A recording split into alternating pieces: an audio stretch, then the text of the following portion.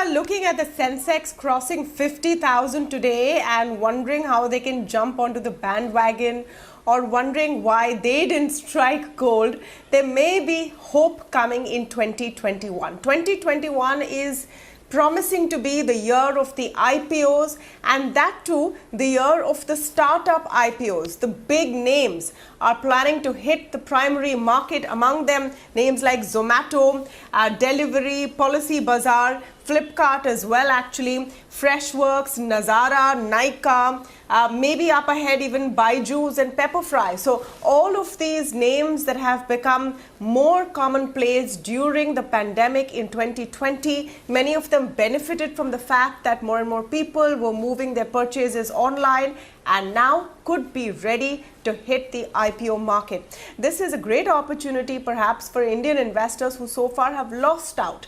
A lot of these exciting startup companies have chosen to get their funding overseas or through VCs, but not really come to the primary market. What has changed and which ones look exciting? To talk about this, I'm joined today by Rahul Bhasin, Managing Partner at Baring Private Equity Partners India, Rehan, Managing Partner at Orios Venture Partner, and Mahantesh Sabarad joins us on the show. He's Head Retail Research at SBICAP. Welcome to all of you, and thank you for speaking with us today.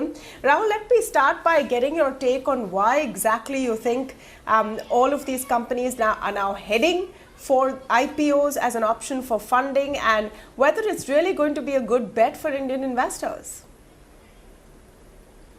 Look, I think you have to look at things in the larger context. And to my mind, one of the big things which has happened in the last 12 odd months, given the pandemic, is that a lot of people have printed a lot of money. If you look at it in US dollar terms or in Japanese yen or in Indian rupees, a lot of base currency has been issued, which has actually inflated the prices of assets. And if you think of it in the inverse way, it's effectively reduced the cost of capital. When cost of capital gets reduced significantly, then people's discounting rate of the future reduces. So therefore, you are much more likely to pay up for things which are likely to play out over the next 3, 4, 5, 6 years. You're not necessarily looking for the immediate cash flows, because the difference in the discounting rate actually makes the payoffs further down the road more attractive.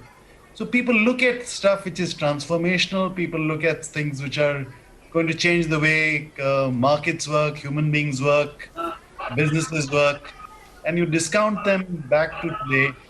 I think that is giving an opportunity set for a lot of the younger companies, which are what I call transformational kind of companies, to address and access the capital markets. So you will see a lot of them succeed. Of course, the ratios of companies which fail would be much higher in this segment, but the ones that do well will give extraordinary returns to the investors. Rehan, why do you think these big brand names are even bothering to head to the IPO space as an option for fundraising? They haven't so far.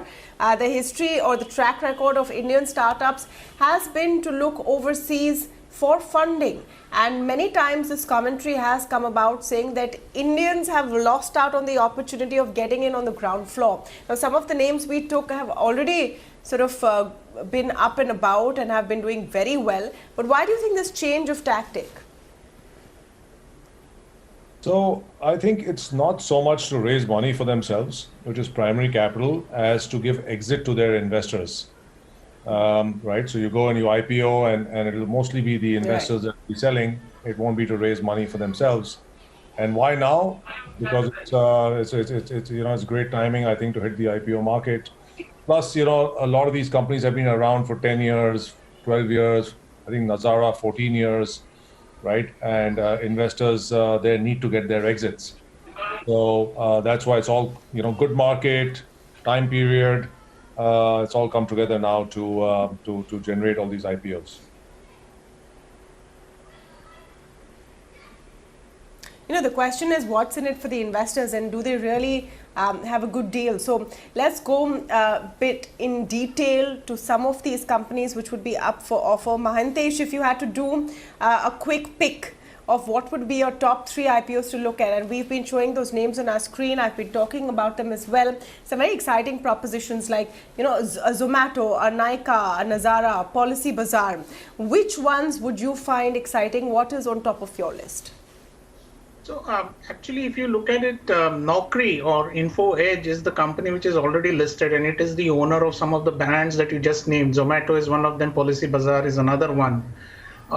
So investors have got in a way used to some of these brands. So if I were to pick which were the ones that that investors in the market currently in the secondary market would favorably look at, would be probably a Zomato and a Policy Bazaar, because they have at least some confidence about how the promoters have been working in these companies. Naukri has given fantastic returns. So there is a track record already available for investors to judge. And with that track record that Naukri has established itself, will make these two names quite exciting. And probably I will pick the next one would be Nykaa, because it is the beauty care space, the personal care space that is actually buzzing quite a bit. We have a few comparables in a way available, though not distinctly. I would have to really check and the business model of Nykaa in its entirety. But then there are available peers for investors to look at. So the comfort comes for investors when you already have peers in the market and a decent track record of some of these promoters established. So these are the names I would rather pick: a Zomato, a Nykaa, or a Policy Bazaar.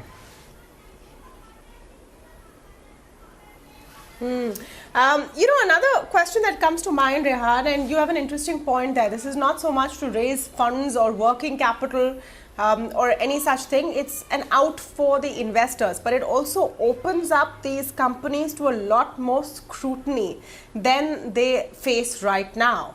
Once you're a listed company, then you have an army of people going into your books. There have always been questions about how profitable some of these business models really are. Do you think they're up for that scrutiny, and will we see much more information than we know and maybe a clearer picture of what's really going on in the startup space once these companies list? No, I think it's an absolute great point. If I was a founder of a company that was loss-making and I didn't have a clear strategy to get it profitable, I would be very worried, IPOing my company, because investors, public market investors, like to see profitability. That's number one, right? Number two, if I'm a company that needs yet to garner a lot of market share, and thus I need to incur losses in order to garner that market share, right? That is again a worrying proposition. Now, on the flip side, we've seen the US, host a lot of stocks which are not profitable, or very close to lack of profitability, by barely profitable. Amazon has been a classic case of a company that has been an investor darling, which is for a very long time, till they had Amazon Web Services continue to post losses or minimal profits, and yet its valuation went up and up. So one certainly has to see how the market will react to that. It's certainly very interesting times. Yet another dimension here is that there's very little tech paper in the Indian market, right? So these companies should get a lot of demand, right? Because public market investors have not been able to build a portfolio of tech Indian companies. They've if you want tech Indian paper, you've had to play in the private markets. So that is yet another dimension that will play out. The euphoria around tech in the US and China is yet another dimension that will play out. So we'll have to see what happens. It's very tough to be a soothsayer at this point and say, this is what is actually going to happen in 2022, 2023 after these guys list. We'll have to see what happens to them. Does their stock benefit from the initial euphoria and then come down and then come up? or stay down, or or continuously rise. We don't know, right? So we really have to see what happens. Yeah. What are your picks, Rehan? Which ones are you betting on? Which ones do you think will do really well? I mean, the only company that I can bet on is a company that my friend runs, which is Nazara, because I don't have the inside details on any other company, and I don't want to be that guy that invests without knowing stuff. Nazara, Nitish is a friend of mine for the last 15 years. I meet him all the time. I get to know what's happening inside the company, what his cash position is like, etc. So that would be my one pick because of the relationship there. The other companies are great brands. I think they should do well. Zomato has become a household name, and so has Nykaa. Nykaa, I believe, is profitable. I know Falguni as well. She's a great person. Right. So my picks would be more in that direction than any other kind of assessment without having read their documents. No, fair enough. That's the thing. It'll be a path of discovery. Rahul, two-part question.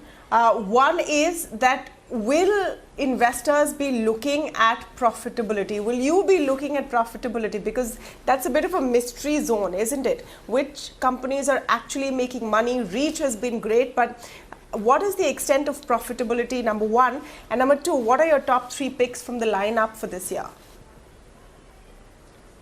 So, to answer the question on profitability, I think if profitability was the key driver, then you wouldn't have Burger King trading where it is, right? You wouldn't have had Amazon for almost a decade not making money, but trading at the market caps it did. You wouldn't have Tesla trading at a market cap which is more than that of the rest of the automobile industry in the world. So really, I think it's not a question of today's profitability, it's a question of your belief of the percentage of profit pool you will capture in the next 10, 20, 30 years. And that's a bit like beauty lies in the eyes of the beholder.